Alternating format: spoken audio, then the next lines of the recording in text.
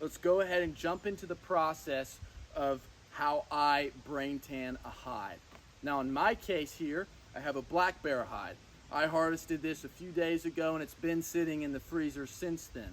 To speed that process up just a little bit is throw it in the creek. Now the creek's really cold water, so it's not going to compromise the hide at all.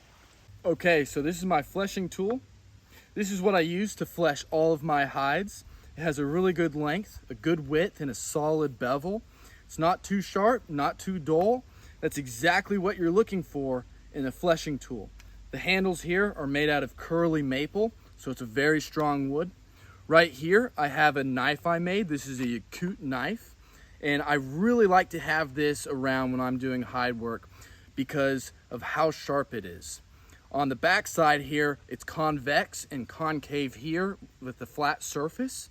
So you can really choke up on the knife and you can cut and scrape any little things that you need to work on the hide. So it's important to have a very sharp knife when working on a hide.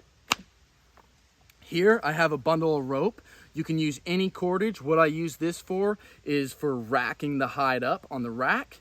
And that's pretty straightforward. You can use any cordage at all. This is just some nylon or synthetic rope I have here on hand. So that's what I'll be using. Right here is my softening beam.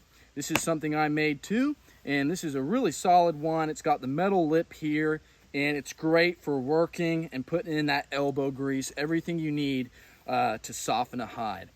And lastly, right here is a hewing axe I have. I just made a new handle for it. It's Osage orange as well, so it's very strong.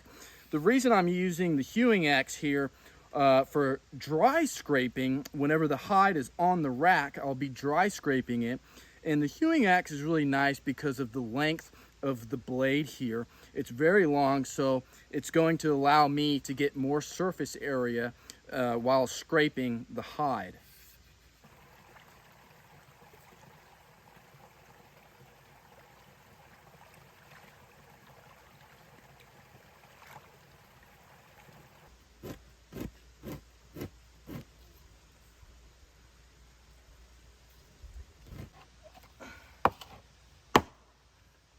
Okay, there we go. We got a fully fleshed bear hide here. That looks pretty good. Now, all the little small stuff is okay. I scraped it the best I could. All that small stuff is gonna come off when it's up on the rack and you're dry scraping it. What I'm gonna go ahead and do is bring this down to the creek, give it a cold water rinse, really rinse it and wash it well. And then I'm gonna get my cooler, I'm gonna fill it with some hot water and some shampoo. And I'm gonna let that soak in there for a few minutes and scrub it, because that's gonna be the last time you can wash the hide prior to the braining of it. So just take a look at how brown that water is. That's really dirty, and that all came out of this hide. What I'm gonna do now is go ahead and bring it to the creek, do a cold water rinse, and then get a new mixture of hot water and shampoo and do the cycle again. So I'm gonna repeat it. That's good. That's what you want. You want all that dirt coming out.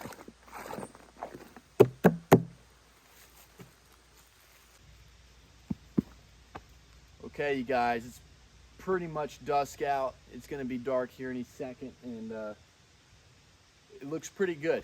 Took a minute to put this bear hide on the rack, about an hour and a half.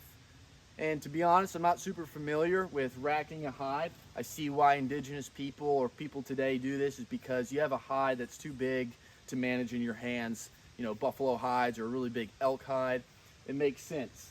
However, this bear hide is pretty big, so it was nice to touch up on my racking skills again. I made a few mistakes, pretty lopsided, but I think I got the important stuff down. It's really tight, and all the holes around the edge are only a couple inches apart. So it looks good. We're gonna let it sit here for tonight. It's gonna be completely fine. And tomorrow I'll start the dry scraping process. And then after that, we'll go in with the brain tanning.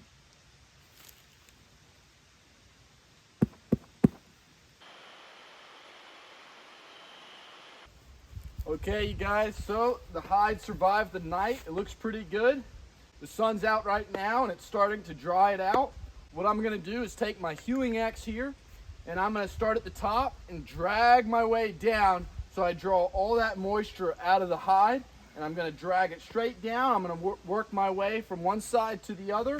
Now what I'm gonna do is take my knife and I'm gonna go through and cut off all the little chunks here. Okay, all right, you guys, the hide looks pretty good. So I took off all the little chunks I could. Now what I'm gonna do, I'm gonna go back and I'm gonna cut and scrape all the little suede fuzzy pieces I can, because the more you can get off, the better the hide will be at absorbing all your brain solution.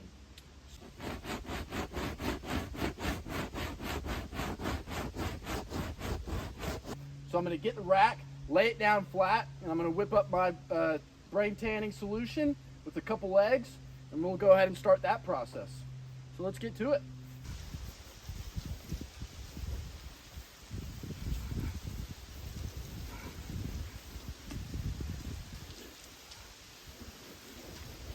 It's the next day now, and I actually had to take it off the rack yesterday. It started to rain, so I wanted to fold the hide up on itself, and it could just absorb the brain solution overnight.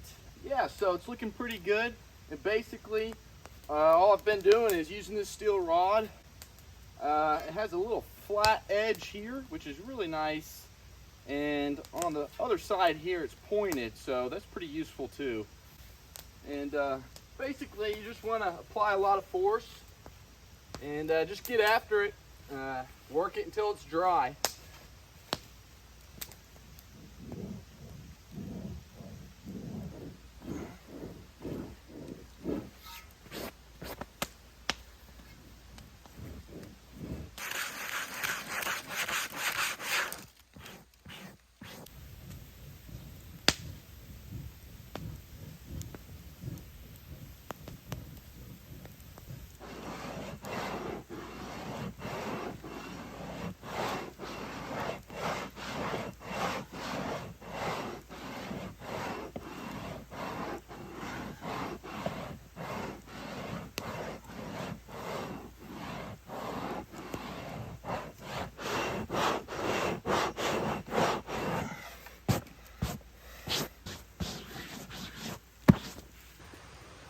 Alright, you guys, well, kind of came to the end of the softening stage. I went through 2 extra softens to get it to this state of its malleability, and it looks pretty good and it feels really good.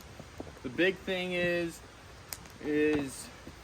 that whenever you kind of crumble it up like this, you don't really hear any crackling and hard noises. It's soft. It's a really thick hide and there's fur on the inside. I'm pretty happy with where it's at right now. So that's the whole process of softening. You know, you want to do a lot of the dry scraping and some minimal softening on the rack. But my personal favorite is just bringing it to the stake here, the post, and just really cranking on it, because it really breaks those fibers up. So I'm just going to keep it near the fire.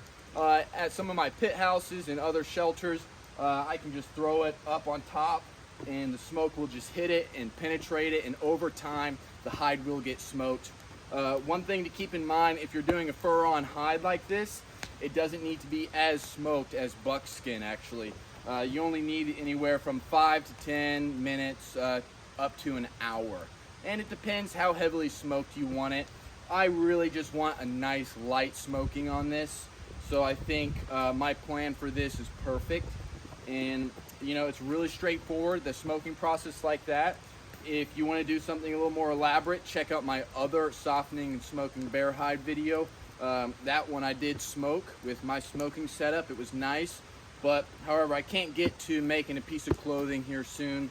So I'm going to keep it as is, and I'll just keep it around the fire with me, keep it in my shelters, let the smoke hit it, give it a nice light brown smoking, and it will lock all the fibers in place. But yeah, that's basically the rundown. That's the full process of brain tanning there. That's how I do it. And if you have any other advice, you know, please let me know, because I'm learning myself, and I haven't tanned a whole bunch of hides. I just like doing it. I like sharing the knowledge too. So let me know what you think, or if you have any tips and advice. You know, I'm I'm all ears, and I wanna keep learning. That's really the whole goal of this. But this looks great right here, fully clean, fully soft, feels great, a nice big bear hide.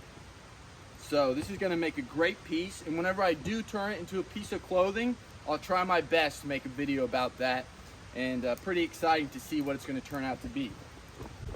So there you guys go. That's how you brain tan a hide.